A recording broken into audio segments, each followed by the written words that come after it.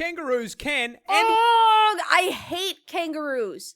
I hate kangaroos. I think I could take a kangaroo in a fight. I might change my mind after watching this, though. I don't know. Sumire-san, YouTube. My name is Reiya Sumire, and did you know I stream right here on this channel? Well, now you do. I stream right here on this channel, 10 p.m. Eastern Standard Time on weekdays, and I would love for you to join and hang out sometime. Today, I'm going to be reacting to MoreParz on some Australian wildlife. And without further ado, let's get right into it. Australia has a lot of spiders, but recently we found a new one, because of course we fucking did. And the new one is... Actually, I love spiders. I think they're really cute. the most certified Australia moment I've ever seen. For a bit of context, one of the several thousand spider species we are home to is the Sydney funnelweb, the deadliest... Oh, cute! So cute. Like, his little eyes. Tarantulas have, like, little paws, too. ...spider on the planet. Because, of course, it's down here. Where the fuck else did you think you were going to find it? These scary-looking fuckers are highly venomous and can flatline you with a bite in 15 minutes. He's an angry little guy. You think wearing thick clothes will save you?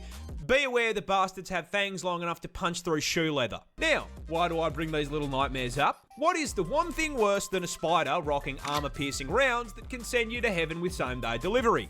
A bigger spider rocking the same perk setup. That's right, Australian scientists have found a brand new species of this funnelweb that is even bigger. How much bigger?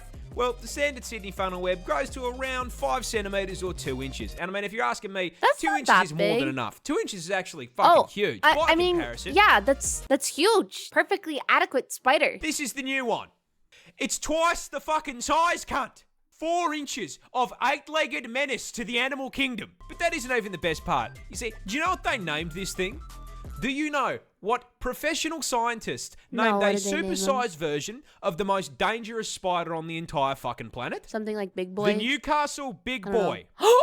Deadliest spider Maybe I should be a scientist. on the entire fucking globe. Big Boy.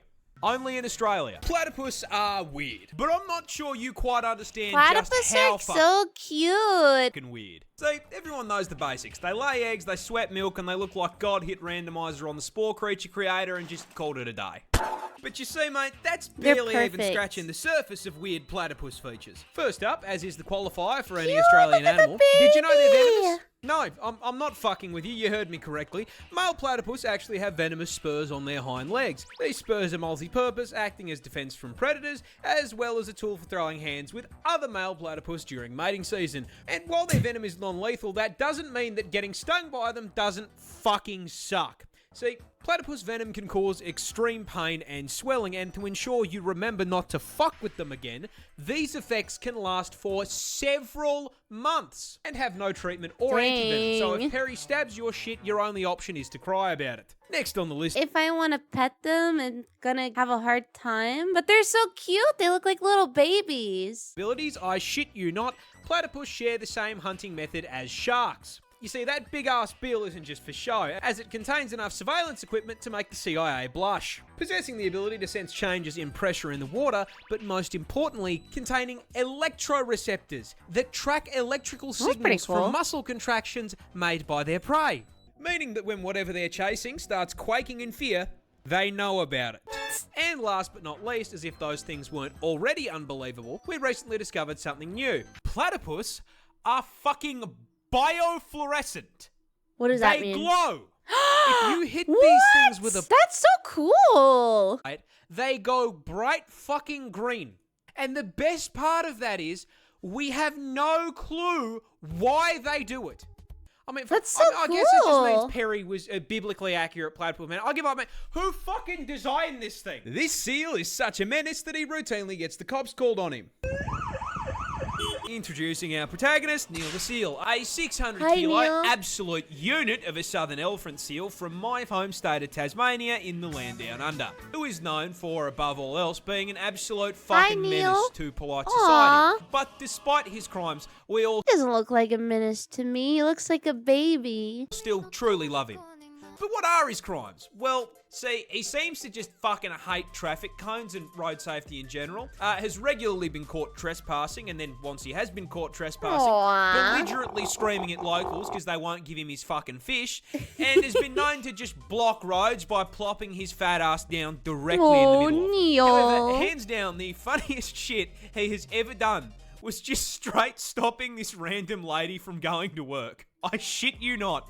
How do you do that? This motherfucker crawled out of the ocean, up the beach, crossed the road, absolutely fucking bodied this woman's poor letterbox, and then proceeded to plant himself directly in front of her fucking car.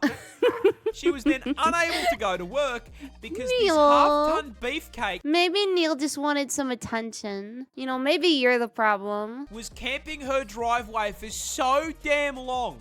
Local news had time to drive out to her house and cover the fucking story. Now, this is a lot of menace for a single seal to cause. But the funniest part of this is, old mate isn't even fully grown. He's like 5 years old. If you think he can fuck things up now, wait. So he really is a baby. Nearly 2 solid-ass tons of blubber and takes issue with the wall of your house. I do not think that seal damage is covered on my fucking insurance plan, dude. Wombats defend themselves by... Wombats! Oh my gosh, I love wombats. They look so cute. They're like little bears, but like have like little koala faces. Throwing it back.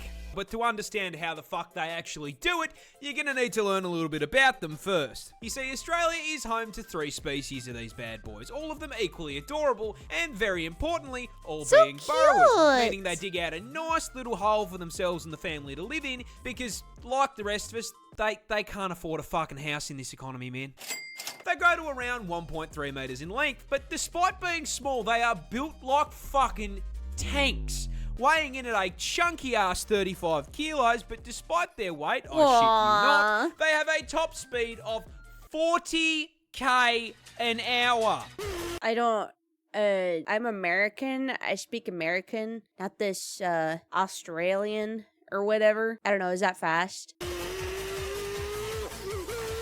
Now, the fact I'm assuming that it's they can nearly fast. get booked in a school zone, coupled with them being a tank-class marsupial, forms the start of their defense strategy. So you see, a fun fact about wombat anatomy is they spect all their defense points into their ass. Rather than having fat and muscle, a wombat's cheeks are made out of 4 thick plates of fused cartilage, making it extremely He's getting a little solid. scratch on. And He's this scratching Kevlar his BBL booty. allows for the fucking funniest defense mechanism I have ever seen on an animal. Basically, if a predator tracks down Mr. Wombat to his burrow, it'll stick its head in and start trying to dig him out. In response, the wombat will line his ass up with the tunnel door, chuck the gear shifter into reverse, and fucking floor it backwards up the tunnel into his aggressor, slamming his ass into its head. The impact then squashes the predator between his steel cheeks and the roof of the burrow, straight up crushing its skull like a Mortal Kombat fatality. I cannot make this shit up. Stepping on this rock could straight up paralyze you.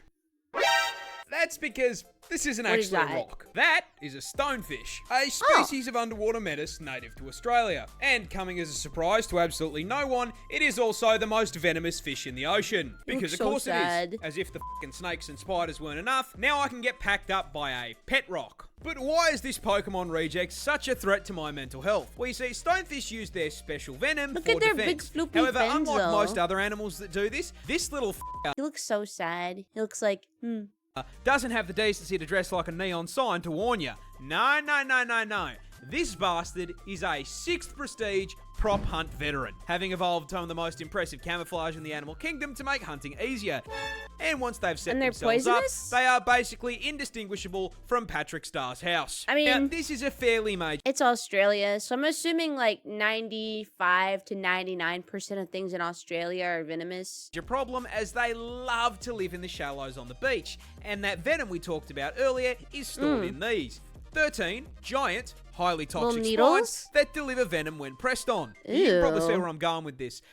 Considering it's hard enough to spot these things while you're paying attention, if you were, say, on a romantic walk along the beach with one of the homies, and while distracted by his ethereal beauty, weren't paying too much attention to where you were walking, it would be very easy to place your foot in the wrong spot and step directly onto 13 hypodermic needles, which would then deliver a ginormous dose of... Is this like actually their needles, or is this another animal? Why are they so like fluorescent blue? neurotoxin, straight into your system. Oh, you thought it was normal venom? No.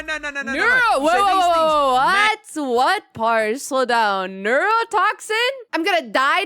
Maxed out the toxin skill tree, producing a mixture of 2 neurotoxins that can flatline you by collapsing your heart and lungs in under an hour. And even if you survive, the sting still causes extreme pain, swelling, and tissue necrosis. Because this is Australia, where even the scenery is trying to one-shot me. This bird can straight hit you with a Mortal Kombat fatality. Finish him. Introducing the cassowary, a species of ratite native to the land down under. And for once, Hello? guys, it's not venomous. Can still flatline you though, and I'm Oh. going to tell you how. You see, these neon chickens belong to the same family of birds as the emu, and as such share their impressive size. Emus. I have like a fear of large birds, especially ostriches, and emus scare me because they look like dinosaurs. And I think like at one point there was like Australia had like a war, like an actual like they declared war on like the emus and lost. Coming in at a solid 79 kilos and growing up to 6 feet big tall, bird. meaning the short kings in my audience could, in theory, mount these things like a chocobo. Hey, short kings, don't listen to him. Call me. What makes them stick out from emus? Well, you see, the cassowary is basically a spec ops emu, being twice the weight, highly territorial. See? Do you hear that? They and even most important- sound like dinosaurs. Listen. And See? That's a whole dinosaur. most importantly, coming with a combat knife strapped to their foot. That's right, this is a cassowary claw, and it's the reason they can hit you with a fighting game finisher. You see, these claws are a full 5 inches long. And you know, I mean, honestly, 5 inches, way too big for anything, and especially 5 if something inches that's going is inside big. me. And It's if you anger the huge. tactical assault turkey, that is exactly what you're gonna get, as their go-to defense method is to kick you square in the gut with that kitchen knife and attempt to disembowel you. And I mean, even if the kick doesn't put your insides on the outside, As I said, I am terrified of these large birds. that kick is still going to send you flying, which can cause some fairly major problems. Problems like the incident that occurred in 2012, where I you not, a cassowary ran up behind a random tourist, hit the heavy attack button, and kicked the guy down a small cliff into the ocean. I mean, luckily he survived, but the fact that I live in a country where at any point I could be hit with a sneak attack by a kaiju turkey Because it just decides it's your time. terrifying. Australia lost a war to emus. But how? How the Oh my god! Wait, I was just talking about this. Okay. lose an eye? I don't know how. I just knew that they declared war on emus and they lost somehow. But I know that they had like actually like heavy artillery against these birds. So there's no way they should have lost. Armed conflict with flightless birds. Well, it all started in 1932 when farmers in Western Australia wanted to grow wheat. There was just one major problem. That's emu Emus. territory. And emus really like wheat. And coming in at 6 foot tall and 40 kilos in weight, they can eat a lot of it. So when breeding season terrifying. came around, the emus migrated through the farmland, and these poor farmers were overwhelmed by a tyrannid swarm of man-sized poultry.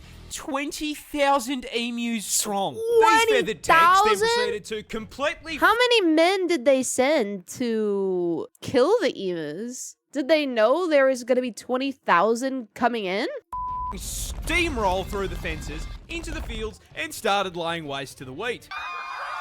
The farmers attempted to fight back the initial wave with rifle fire, but their efforts were, putting it lightly, completely useless. This ginormous L made the farmers pretty bloody angry, so they gathered together and went to the government to ask for help. Please Sir, help 20,000 us. emus have hit the wheat fields. My mate. And so the government declared the emus enemies of the state and sent in the army to commence the Great Enemies Emu of the War. state. The entire 7th Heavy Artillery Division was deployed to WA, armed with 2 LMGs, 10,000 rounds, and the sole objective to blast anything with feathers. A little bit excessive for an overgrown turkey, if you ask me. And upon their first I deployment, mean, obviously not over excessive enough. They still lost. the army immediately ran into a major problem. Emus are fast. I am speed. Really fast, clocking a top speed of 50 kilometers an hour, which meant that Oh, once they thank opened you. fire, 30 the emus miles. would immediately bolt out of range of their weapons. But they still took a crack at it, and then immediately stopped when both LMGs jammed after only dropping 12 emus. This embarrassment led the army to retreat and rethink their plan. They only sent 2 guns? So a few weeks later they returned, this time mounting the LMGs on trucks in an attempt to run the birds down. However, this also didn't work, because after figuring out that those trucks meant they were about to be turned into a KFC family bucket, the emus started leaving scout birds who would warn the flock of the approaching trucks, which gave them all enough time to book it before the army even got there. And how smart are these birds? I mean, I didn't think they were completely stupid, but this is like a sign of like slightly enhanced intelligence, no? whenever they did catch the emus, they found out they were kind of... Because emus are mostly feathers, and there's a lot of places you can hit on them without doing any damage, meaning it was taking around 10 bullets for every 1 bird. So after a month of blood, sweat, tears, and 10,000 rounds of ammunition, the army managed to bring down 960. The population was 20,000. This was an issue as, unlike America, our defense budget is not a bottomless pit.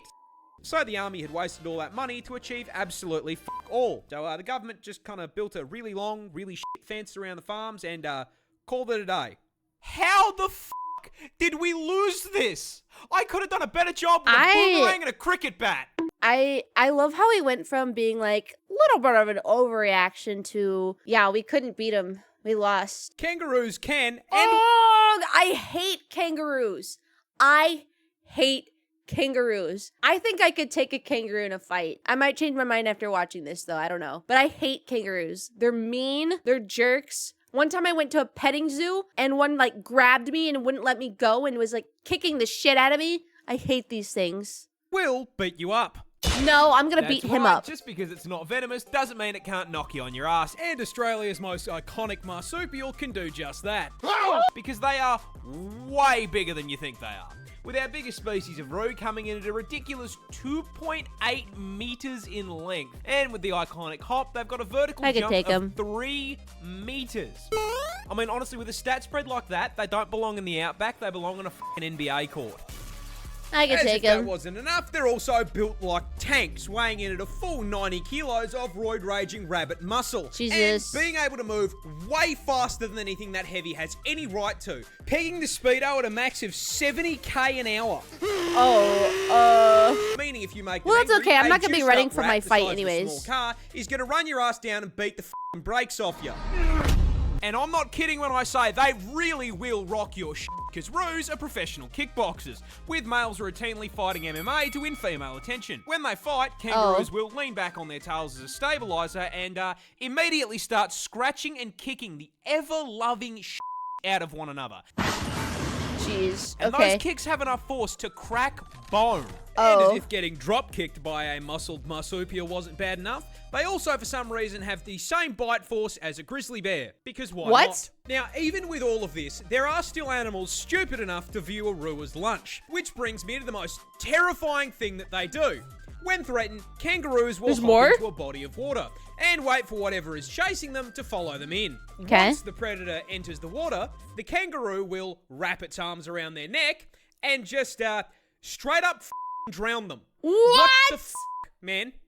I share a country with psychopathic tren rats. Okay, so all I have to do is not run and fight it on land. Don't let it bait me into the water. But I think I could take him. I really enjoyed watching Parz's shorts. I'll probably react to some more, so be on the lookout for that. If there's anything else you guys want me to watch, please let me know in the comments, and I'll see you next time. Bye-bye!